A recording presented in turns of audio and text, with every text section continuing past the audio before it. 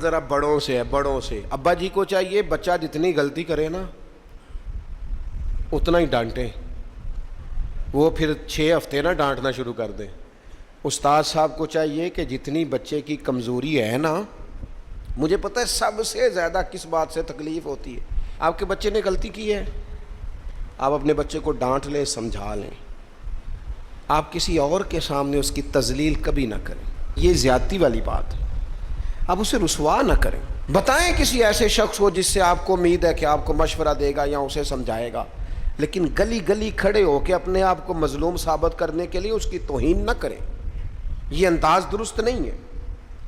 اس سے بچوں کی انسلٹ ہوتی ہے، وہ کمزور پڑ جاتے ہیں، ہر جگہ رونا رونا میرے بچے اچھے نہیں، میں بڑا پریشان ہوں، کیا بات کر رہے ہیں آپ، یہ بچہ تو آپ کی کمائی ہے، اساس ہے، حسن ہے، نسل ہے، اصل ہے، اور اس قدر زیادہ تکلیف دینا، جگہ جگہ شکایتیں، جگہ جگہ باتیں۔ ہمارے بچے ہمارے ہیں نا، تو ان کی عزت کس کی ہے؟ کیوں ہم گلی گلی اپنے بچوں کی رسوائی کرتے ہیں؟ کیوں کمزوریاں؟ اور جن کو ہم خیر خواہ سمجھ کے بتا رہے ہوتے ہیں نا، وہ آگے جا کے مزے لے لے کے بتاتے ہیں، تو نقصان کس کا ہوا؟ ہمارا، ہمارے قبیلے کا، ہمارے گھر کا۔ یہ دیکھیے ذرا، حضرت عمر رضی اللہ تعالیٰ عنہ مزاج کے لحاظ سے سخت ہیں، ایک نوجوان آیا، اس نے آ کے رونا، یہ پہلو آپ نے ضرور یاد رکھنا ہے میرے سیدنا فاروق اعظم کا، ہمارے امام، ہمارے قائد، ہمارے لیڈر، رہنما، مقتدا حضرت فاروق اعظم رضی اللہ، یہ انداز ضرور یاد رکھیے گا۔ حضرت عمر فاروق کا یہ طبقات ابن سعد میں موجود ہے۔ نوجوان آیا اور آ کے رو ہی پڑا، حضرت عمر نے اس کو روتے دیکھا تو فرمایا بیٹا کیا ہوا؟ کہنے لگے حضور فلاں علاقے کے فلاں گورنر صاحب کا مسئلہ ہے، حضور مجھ سے غلطی ہو گئی تھی، میں شراب پی بیٹھا تھا، انہوں نے مجھے درے بھی مارے ہیں، پھر انہوں نے لوگوں سے کہا اس کے ساتھ میل ملاپ چھوڑ دو، کوئی اس سے بات نہ کرے، حضور مجھ سے غلطی ہو گئی، میں مانتا ہوں، پر اتنی اذیت، اتنی تکلیف، جب مجھے سزا مل گئی، کوڑے لگ گئے، تو پھر یہ الگ سے جو سزائیں مجھے دی گئیں، یہ میں حضرت عمر کی بات کر رہا ہوں،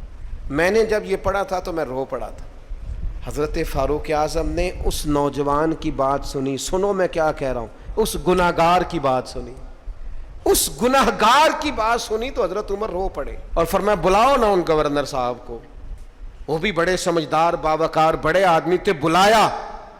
اور بلا کے فرمایا آپ کا اس جرم پر غصہ بالکل ٹھیک، لیکن آپ کو کس نے اجازت دی کہ آپ اسے اتنی تکلیف دیں؟ آپ نے کوڑے مار لیے جو سزا بنتی تھی، اور پھر آپ نے کیوں کر کے لوگوں سے کہا اس سے ملنا جلنا چھوڑ دیں؟